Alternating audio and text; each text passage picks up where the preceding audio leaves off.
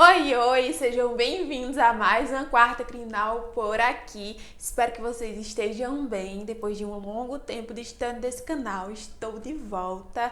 Olha só, gente, vocês podem ver que o cenário está diferente, né? Pois é, prometi que ia renovar o cenário e aqui ele está. Espero que vocês tenham gostado. Já deixem aí nos comentários o que vocês acharam, tá?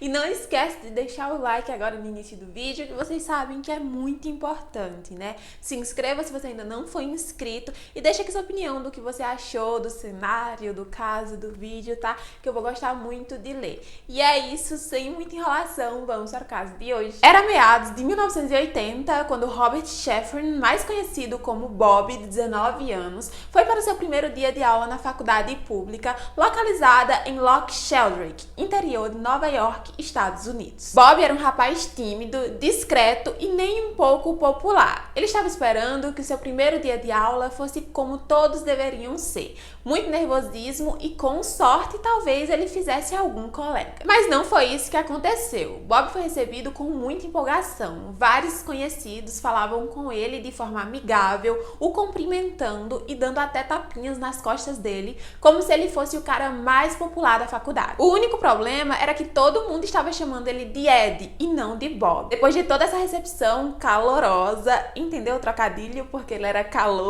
enfim. Bob foi para o seu dormitório tentar entender tudo o que tinha acabado de acontecer. Foi então que Michael Dominitz, que também era estudante da faculdade, apareceu e disse que era amigo de Edward Gelland, mais conhecido como Ed. Michael ficou chocado com a semelhança que aquele cara estranho tinha com seu amigo de infância. Eles eram idênticos. Michael perguntou a Bob se ele era adotado e qual era a data de aniversário dele e voilá. Gente, a data batia exatamente com a data de aniversário de Ed e após Bob confirmar que ele também era adotado, foi só juntar os pauzinhos que a resposta era clara. Os dois eram irmãos gêmeos. Michael e Bob ligaram para Ed e através dessa ligação várias informações foram confirmadas, como as datas de nascimento e o nome da instituição responsável pela adoção dos dois. Ed morava em Long Island, pouco mais de 2 horas de viagem. Os dois se encontraram e ficaram assustados. Nem eles mesmos conseguiam acreditar no que os seus olhos viam. Bob e Ed eram idênticos. Corpo, rosto, cabelo e até mesmo o tom de voz eram iguais. Eles possuíam as mesmas marcas de nascença, praticavam os mesmos esportes e tinham até mesmo a mesma pontuação de QI. Mano, agora imagina isso. Do dia para a noite você descobre que tem um irmão gêmeo que você nem imaginava ou sonhava que poderia existir. E não demorou muito para a história dos irmãos gêmeos ficar famosa na região e outra descoberta estava prestes a acontecer. E isso vai explodir a cabeça de vocês. Quando um jornal local publicou a história, David Kellman não conseguiu entender o que estava acontecendo, porque existiam 2 homens com o rosto dele naquele jornal. Na verdade, meus amigos, não eram gêmeos, eram trigêmeos. David era um rapaz alegre, tinha uma vida simples ao lado dos seus pais adotivos, que eram operários imigrantes, e assim como Bob e Ed, David também era da mesma instituição de adoção. Os pais adotivos dos rapazes não sabiam dizer o que estava acontecendo, já que na adoção eles não foram informados que as crianças tinham irmãos gêmeos e que eles iriam morar com famílias diferentes. Mas apesar de todo o choque, os 3 estavam muito felizes em descobrir a existência um dos outros. Eles pareciam até crianças novamente. O caso foi ficando mais e mais conhecido. Afinal, não são todos os dias que uma coisa dessas acontece. Os trigêmeos ficaram famosos, foram convidados para vários programas de TV e participaram até mesmo de um filme estrelado por Madonna em 1985. Eles chegaram a abrir um restaurante chamado Triplets e aproveitaram bastante toda a atenção que estavam recebendo. Mas apesar de toda a fama, a alegria e dinheiro que conseguiram ganhar, tinha algo que eles não sabiam e que transformou tudo aquilo em pesadelo. A agência Louise Wise era uma instituição nova-iorquina que promovia a adoção desde 1916 e era dirigida por Justine Wise, uma mulher muito rica e influente da época. biológica. Além da adoção, a instituição também oferecia acompanhamento e apoio às famílias. Os pais adotivos dos trigêmeos queriam explicação sobre tudo aquilo, eles queriam respostas. Mas a única explicação que deram foi que na época nenhuma família iria querer adotar 3 crianças de uma vez. E a melhor forma dos garotos receberem um lar foi separando eles. As famílias não aceitaram aquela explicação esfarrapada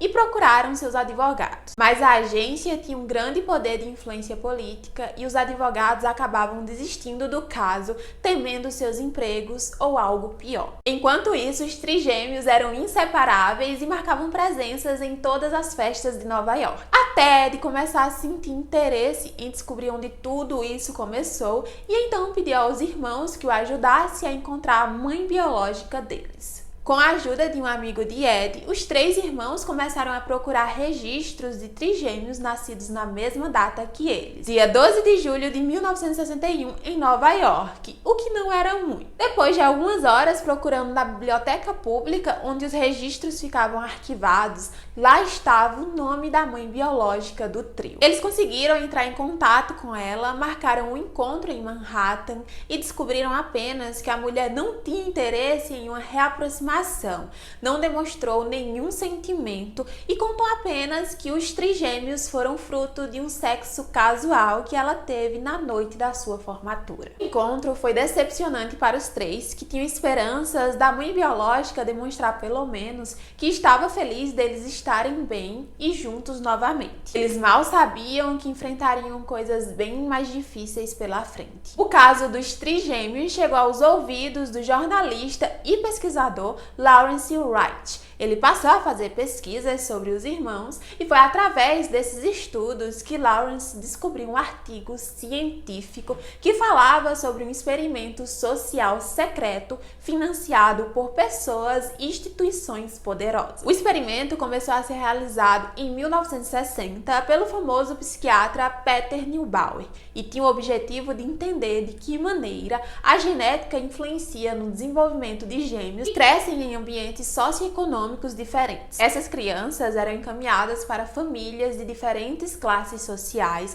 através do processo de adoção. O experimento tentaria responder questões como: o que tem mais impacto? Genética ou socialização? Os seres humanos são moldados pelo ambiente em que vive ou é o DNA que determina quem são e quem se tornarão? Todas as crianças desse experimento eram da mesma agência de adoção, a Louise Wise. Então, Lawrence contou aos irmãos sobre tudo aquilo e o porquê deles terem sido separados. Eles ficaram arrasados. Afinal, quem ficaria feliz em descobrir que foi apenas mais uma cobaia em um experimento cruel e ainda ter sido separado por anos dos seus irmãos gêmeos? Bob, Ed e David lembraram das dezenas de visitas que recebiam de pessoas estranhas quando eram crianças e como sempre tinham carros os seguindo, os analisando e fazendo filmagens de longe enquanto eles estavam brincando. David disse que um casal sempre ia visitar a família dele, fazia vários testes comportamentais, testes de QI e várias perguntas. Esses testes começaram quando os garotos tinham apenas 6 meses de vida e foram até o início da vida adulta. E para a família dos trigêmeos, os pesquisadores sempre falavam que aquele era um acompanhamento padrão do processo de adoção. Os pais acreditavam naquilo, achando que era o melhor para o desenvolvimento dos filhos, mas estavam apenas sendo enganados. Vários irmãos gêmeos foram separados e passaram a ser observados e estudados ao longo dos anos, sem que nem eles ou os seus pais adotivos soubessem. As consequências desse experimento foram vários danos. Desencadearam traumas psicológicos profundos e incompreensíveis neles por conta da separação forçada. Os pais dos trigêmeos disseram que lembram que os meninos batiam as cabeças nos berços até desmaiar e que choravam com muita frequência. Antes de morrer em 2008, o psiquiatra responsável pelo estudo deixou os detalhes da pesquisa guardados em arquivos da Universidade Universidade de Yale com acesso restrito por ordem judicial até 2065. Todas essas revelações enfraqueceu a relação dos irmãos e afetou principalmente Ed, que tentava a todo custo manter os três unidos. Ao longo do tempo e depois de vários desentendimentos, os trigêmeos acabaram se afastando. Isso afetou a saúde mental de Ed, que já era frágil, e ele acabou sendo diagnosticado com bipolaridade. Infelizmente, em 1995, Ed não aguentou tudo o que descobriu e acabou tirando a própria vida. Ele deixou esposa e filhos. O estudo nunca foi publicado. Bob e David entraram com ação judicial, mas acabaram perdendo, porque apesar do estudo ter tratado as crianças como ratos de laboratório, a pesquisa não violou nenhuma lei ao longo da sua execução. Com a repercussão do caso, o estado de Nova York só homologou em 1981 uma lei que obrigasse as agências de adoção a manterem os irmãos juntos. Hoje, Bob e David tentam levar suas vidas na medida do possível ao lado de suas famílias. Eles tentaram ter acesso aos registros do estudo, que conta com dezenas de fotos e vídeos, mas não foram permitidos. E o estudo segue cheio de muitos mistérios e segredos. Em 2018 foi lançado o documentário Três Estranhos Idênticos, com Bob e David. O documentário conta detalhes de como os irmãos foram afetados ao longo da vida com tudo isso e mostra as consequências que experimentos assim podem causar na vida das vítimas. Esse ano foi lançada pela Netflix a série Três Vidas, que é baseada na história real dos trigêmeos. A série é estrelada por Maite Perrone, nossa eterna Lupita. E esse foi o caso de hoje. Espero muito que vocês tenham gostado do vídeo. Não esqueçam de deixar o like, que vocês sabem que é muito importante, né? Se inscreva se você ainda não foi inscrito, vem fazer parte do meu clã. Deixa aqui um comentário sobre o que você achou desse caso. Espero vocês na próxima quarta. Se cuidem, não falem com estranhos e até o próximo vídeo. Tchau, chuchus!